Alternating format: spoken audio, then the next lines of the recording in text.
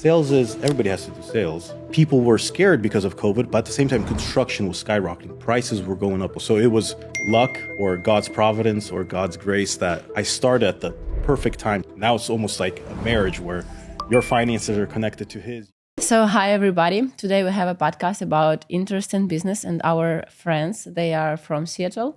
Tell more about you. What is your name? How's your company called? And what are you doing?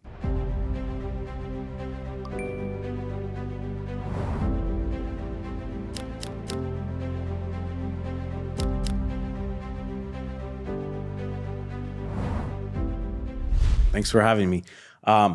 Name's AVI Design Studio, and my name's Eduard Bagnyuk.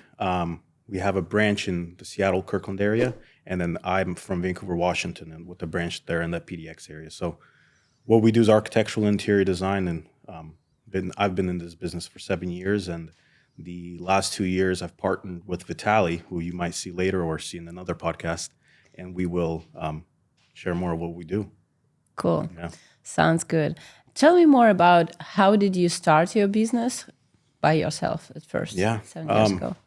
I think at heart I was always one to start something of my own, something where I can control kind of the outcome and have fun with it. And I just really enjoy the process of starting something new and being able to influence all those decisions. So 7 years ago, I had a friend who introduced me to architecture, not the official way. I didn't go to school for architecture, but he introduced me from his room. So he started his own firm and studio, and he was a one-man show. And he introduced me while I was looking to work part-time, and then he trained me from the ground up, Cool. from drafting and then to the design and all that. And I do think I had a hidden talent for it, but he kind of opened it up and taught me all the technicals and kind of allowed me this opportunity. So this was an amazing just journey for me specifically.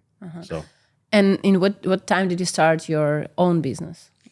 my own business, I got married. I had to start thinking about finances. I was earning $18 an hour before I. I'm sorry. When it was, like how many years ago? It was in 2019 or 2020, right during COVID. Before too. COVID? Right, I think there. right at the beginning of COVID. Interesting time, yeah. Yeah, it was actually a very interesting time to start anything in construction in 2020 because people were scared because of COVID, but at the same time, construction was skyrocketing. Prices were going up. Everybody wanted to build, and their regular draftsmen, their regular designers and architects were busy just trying to service all the demand. And when I stepped in, it was just, who can do it quickly? And I was able to turn around plans and designs much more quicker because I had a much more available workload, just schedule. So it was luck or God's providence or God's grace that I started at the perfect time to get into the industry because there was a huge demand, not enough people to design. So it was really cool. Yeah, perfect. Like in this verse in the Bible, like you need the right place and right time. Yeah. Absolutely. I mean, right now, as I see other people trying to start this, where demand has decreased, construction, there's a lot of more worry about where construction is going to go, or the home's going to sell. There's not as much demand, and people just want to go to their regular designers and architects. But when I started, it was, you're new, it's okay. Can you get it done quick? Yes, Perfect. I can. Let's go. And let's get it permitted. Let's get it constructed because the market's hot. We want to sell. So it was perfect timing. Perfect. So you meet with your friend who introduced you to all this industry. And then after 2 years, you start your own business. And then after how many years you met Vitaliy, and how did it start? Everything? So when I started my first business, we did a lot of custom homes, just architecture, architectural design, and just successful, had a lot of projects going. And then 2 years ago, I was introduced to Vitaliy through a realtor friend, my previous realtor for our personal house. And Vitaliy came and we chatted, and Vitaliy was from the interior design side of things and with his own experience in construction and development. And we didn't really hit it off at first, but we had a common business idea that was separate from what I did and what he did that kind of drew us together. And that process of discussing that business idea took about a year. Business planning, discussion, chatting, developing a business plan that was separate from specifically what I was doing, he was doing. But through that collaboration, we got to know each other because before this, I never heard of Vitaliy and he's never heard of me. So meeting somebody new and then in a year going into partnership where it's almost like a marriage where your finances are connected to his, your decision makings are connected to his. It took us about a year to realize that this could possibly work. Cool. So it was a journey. That is a difference between Ukraine and US, that you need more time in everything. Really? Yeah. It's my first partnership. So Okay. Can you tell more about difference with European style and US style? How we build business, how we sell, and everything that you already mentioned. So I was born in Ukraine, but I moved here, or my parents moved me here when I was a year and a half.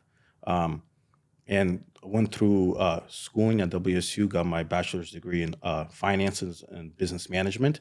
So definitely took the traditional route of business building management. But what's funny is in school, you're like, oh, these are theories. But when you get into the real world, you just have to figure it out. This might help you. That's true. But when Vitaliy came, it's almost like he read the business books and he was committed to doing exactly what was in the business books. And that's not only him. I've noticed a lot of immigrants that come here. They've read those books. They were successful living by the theories of business in their respective countries, and then they come here and they do the same. But here it's like everybody's just relaxed. Let's just hope it works. Let's just we'll try it. We'll put in 10 years. We'll be putting in 20 years. It'll succeed in 20 years. And in America, after 20 years, most people will be successful. But the goal with the business plan and business strategy is to make it more effective, efficient, and hit the bullseye in 2 years instead of 20 years. So I think that's the big difference. We Americans are just let's get into the business. We'll put in our time. A lot of immigrants come in. They want to build on the success they had maybe previously and trying to expedite that process. So I think that's one big difference. Yeah, that's true, 100%. And maybe something in sales are different. How you speak with clients, how you approach everything. I mean, in my field, I didn't have to do much selling, but when in our new business, we have to do a lot more. It's not sales, but we have to show ourselves. Become more public because we're taking on more workload, and we want to take on more workload, building out the team. So we need more projects. Before, it's more of supply and demand. You have more projects, you work harder. You have less projects, you can relax, especially in architecture. But now as we're growing the team, now it's like, okay, we have to start selling. And sales is everybody has to do sales. It's just, I think immigrants are a lot more straightforward to the point. And we like to be more, I guess, conscious of it or more politically correct in our sales approach. Little bit more about nothing. Yeah. So maybe that's just my approach. I don't know if I'm a natural salesman, but yeah. I think it's not just yours. It's more for Americans that they are talking about business not so straight, but nearby. Yeah. Especially in California. I don't know how is work there. I guess over time you have this kind of like, I don't want to be sold anything. If I wanted something, I'll want it. I'll come to you and ask you for information. So I can't speak for everybody. I guess this is just my experience. So having the right approach for sales too, where you're selling, but you're at the same time, hey, if there's no value in this for you, then you're not my client, or you don't need this. But if I see there's value, let me at least share with you. And if at the end of the conversation you don't think you need it, then it was great meeting you, and let's, best of luck to you. Yeah. Vitaliy might have a different approach, but that's the stage I'm in right now. We'll see how much I change. Interesting. How do you divide responsibilities and roles between each other? For the most part, it's easy because my strengths are not Vitaliy's strengths, and his strengths are not mine. So I think that's what makes a good partnership, right? When you find somebody that's not a duplicate of you. Because if it's a duplicate of you, then you just need an assistant that can help you with your tasks. But because I'm more technical, I can get into the details.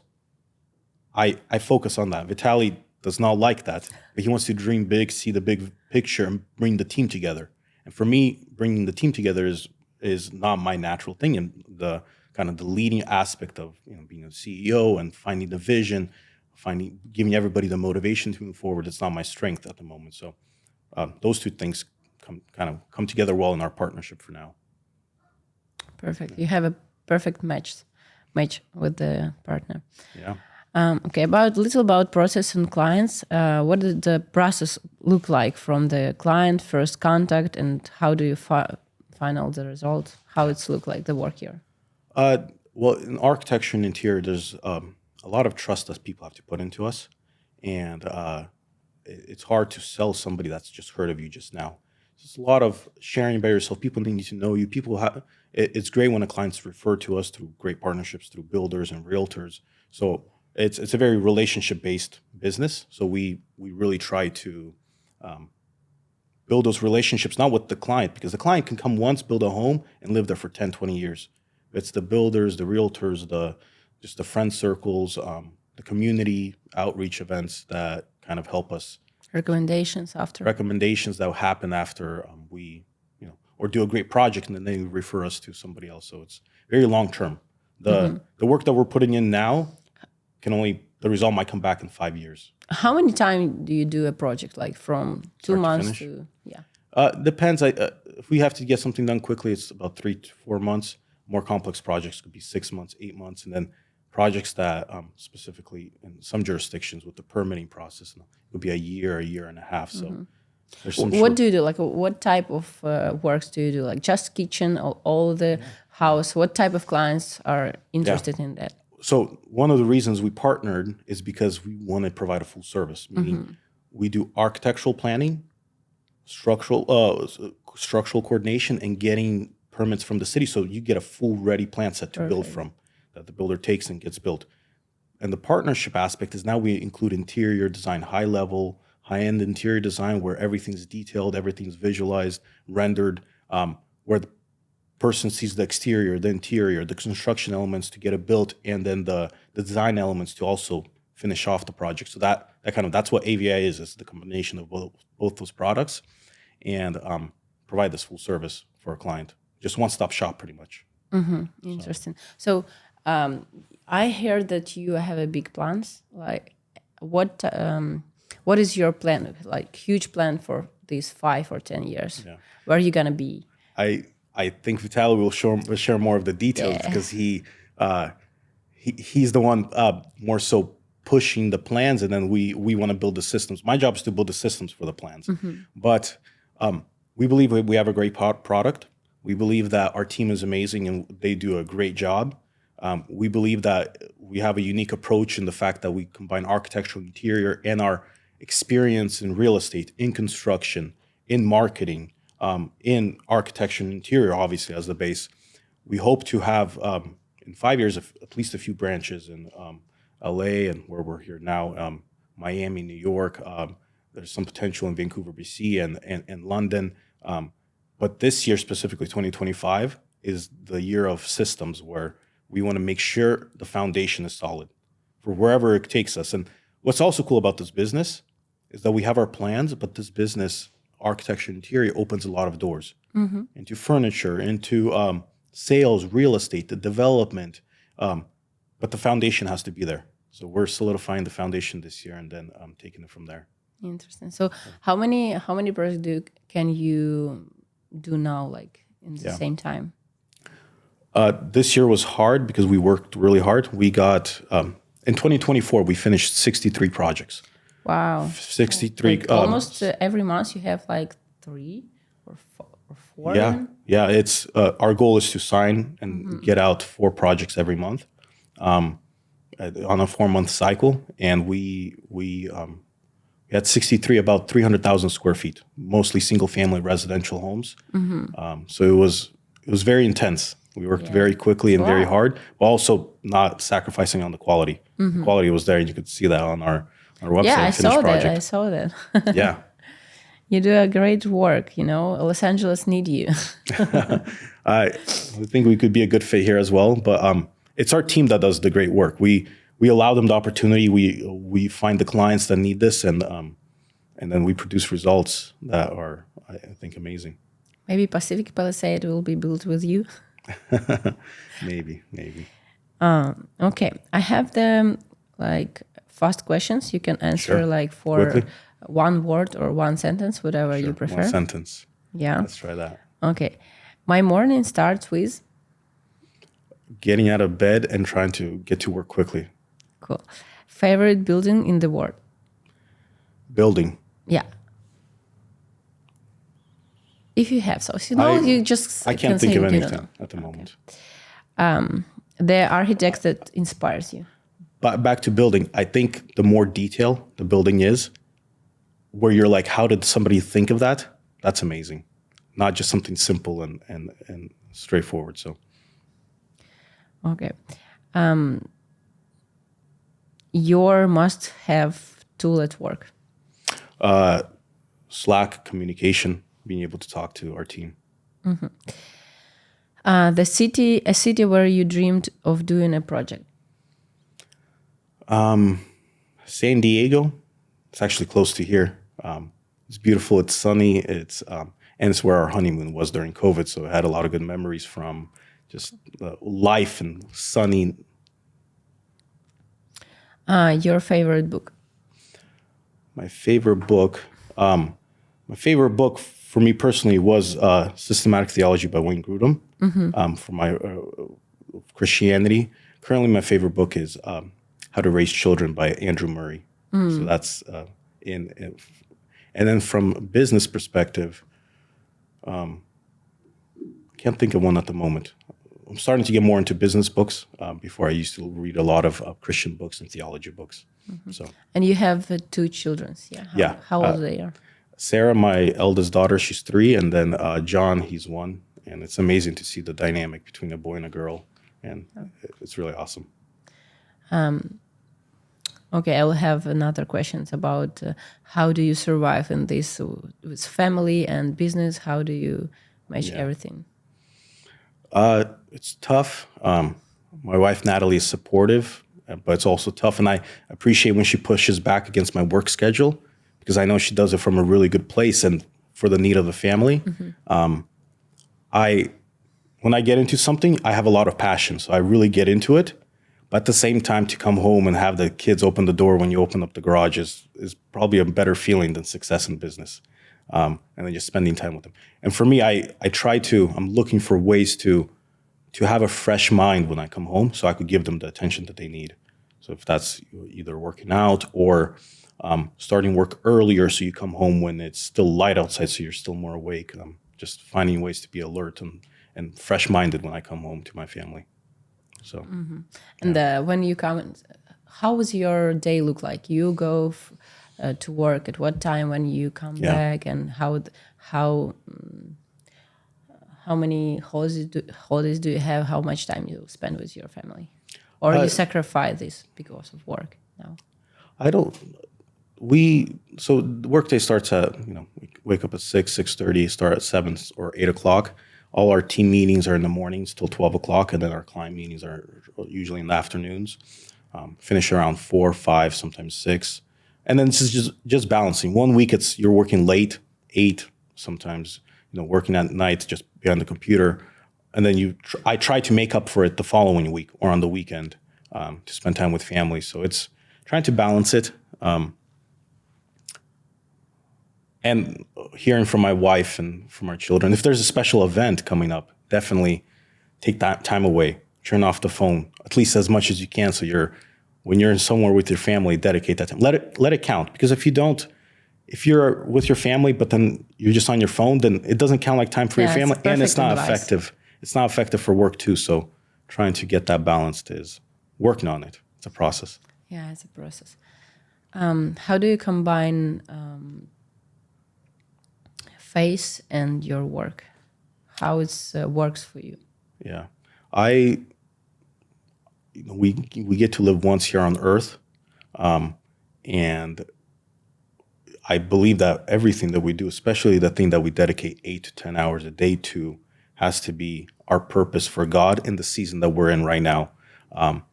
So I have to see it that way, right? The way we represent the company, the way we represent ourselves to our clients, to our employees, has to be, and it is, and that's what I strive to do. This is my mission for this season in life that I'm in. Is it going to be my mission in 20 years, in 10 years? I don't know, but it's the season that I'm in right now. And I will focus on building this business, blessing our clients with the best product we can provide, blessing our employees to have a great place to work out, to work at. And I mean, for this season, I believe that's God's calling in my life. And then raising the young family that I have, obviously that comes firsthand, because It's a lot. You have a lot to do. it's a lot, but it makes life interesting too, right? Because 100%. there's purpose. You have That's this the biggest energy. thing. Purpose, energy, and you hope not to run out of energy, Yeah. and have God's grace to guide you and give you the strength to make the wise decisions too. So, yeah. Okay, can I ask you a personal question? Sure, of course. Okay, tell me more about your faith. How do you, like a little testimony? You were growing at the believers family, yeah? Yeah. So I think when people come to God from the believers family, it's more miracle than. I was raised in a very great family.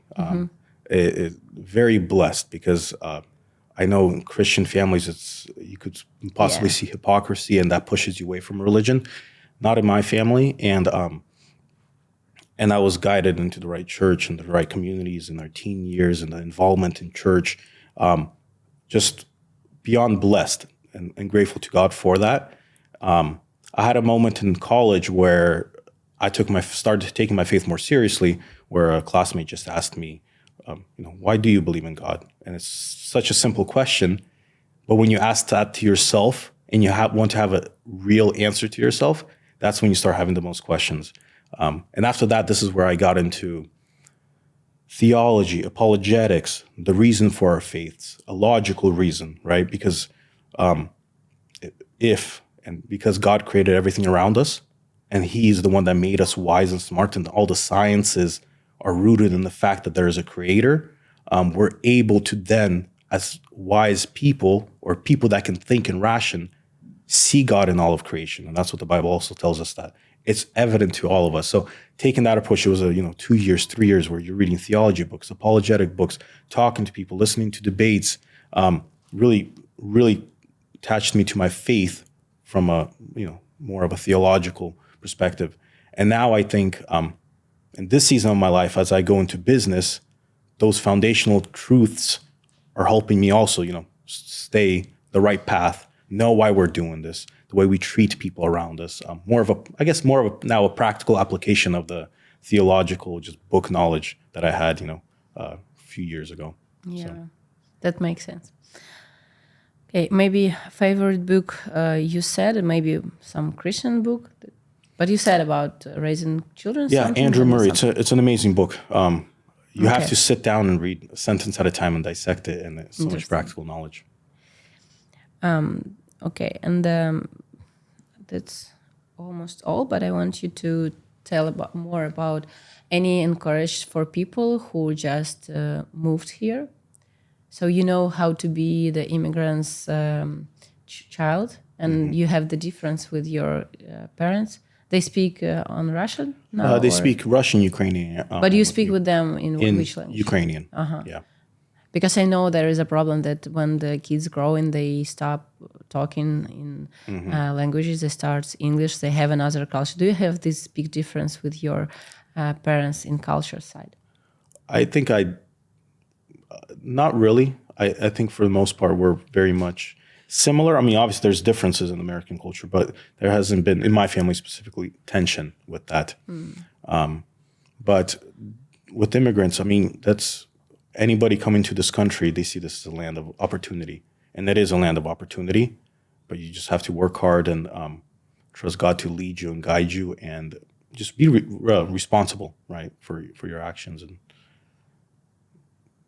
it's also amazing, though, to see our immigration from 20 years ago, 30 years ago, to see people succeed, to see people come to this country. They still may not even speak English, but they succeed in America. That's what America allows, where compared to some people who've lived here for 100 years in America and don't have that success or those opportunities for whatever reasons, and pushing through those boundaries. It's amazing to see. I think we come from a very hardworking culture. Yeah. And to retain that, pass that down to your children, is probably the most important, and not have spoiled kids. Once You already mentioned that this immigration, they are different. They read another books, and they are more smart in deeds. What do you see more difference from this immigration and previous? Well, from what I understand, the previous immigration was mostly a religious immigration, and a lot of people came here. They were right away connected to churches, and that they want to, and then they had these communities grow out where they don't have to learn English. They could just stay there, be with their communities, find work through their communities. This immigration, you have to know English because you're moving not because of religious, but because of the conflicts and war. And now you have to be so much quicker adapting to the U.S., to English, to learning the English culture. Like, my dad's been here for 25 years. He can't speak with me in English. He could speak with his at work, just the words that matter, but everything else doesn't. Like, he can't keep a conversation going. Mm-hmm. But this wave of immigration, you have to adapt. You have to adjust. You have to really try and work hard. English lessons every other day. Understanding the culture, understanding how everything works. It's more difficult, I think. Yeah, I think you have a huge influence to Vitaliy, and it's a really good recommendation for all that just came. Yeah, thank you for that. Yeah, of course. I think Vitaliy maybe gets a lot from me from just adapting to the culture and understanding the local environment, and I get a lot from Vitaliy from his experience and his ability to build businesses, and so it's. Can you talk a little bit about that? That you learned from Vitaliy how to build business that you can't figure out here, but you learned from him. Everything he taught me, I learned in school, but I didn't learn how to apply it. It was like, okay, well, yeah, you do the SWOT analysis, you build your projections, but it's like, well, how do you do that? And then with Vitaliy, it's okay, we sit down, we write the mission statement, vision statement. We actually just go Google our competition, write out these analysis, and actually start using that. And just take the steps, and then the business starts to get built. I mean, the best feeling in business is a year ago, we write our financial projections, financial model, and a year later, we're at those financial projections and models, even though, look, in the beginning, we're like, this is impossible. This is impossible for it to happen like this. But in a year, it happened because you built the big plan, broke it up into steps. At the end of the month, you just have to get this done. And then a year, you get to this result. So that's been an amazing experience. That will definitely take into every new business that I go into in the future. Cool. Okay, so thank you for sharing. Thank you for your time. And just on this camera, share a little bit any advice for people who start business here, or who come here and start business, or who raised here and start, anyone who is in US starting a business.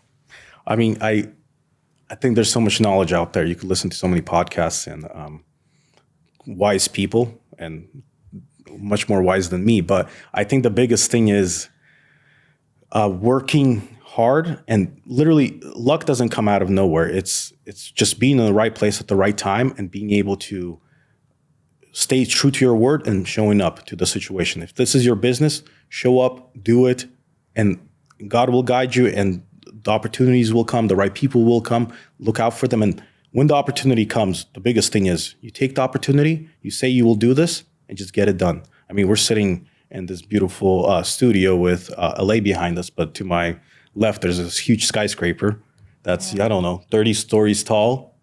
And somebody's touched it for 5 years? Because they ran out of energy to finish. And now you have to pay just to keep it clean with no profit out of it. If they finished it, that's when the result comes in. So anything you start, the littlest thing, finish it. If you decided to cross the bridge, get across the bridge. If you decided to call a person once a day, just do that. Just finish what you started. Simple as that. Thank you. Maybe there is something that I didn't ask, but you want to tell us about your business, about your family, about something that you want to tell. I'm just not anything specific, but I am thankful for this opportunity. I am thankful for the life that God's given me, and I'm thankful for the opportunities every day that I get, because it's amazing to live with purpose. I think that's the biggest thing. every day when you wake up, yeah, you'll have your hard days when you're like, why am I doing all of this? But at the end of the day, you look back and there's purpose behind this. You're blessing somebody else. You're putting a smile on somebody's face. And the fact that you can be a part of that and you see opportunities to be even more so a part of that. So I'm very thankful. And thank you for this opportunity as well. Thank you that you come. Thank course. you for Thanks. your time. It was awesome. Thank you. Thank you.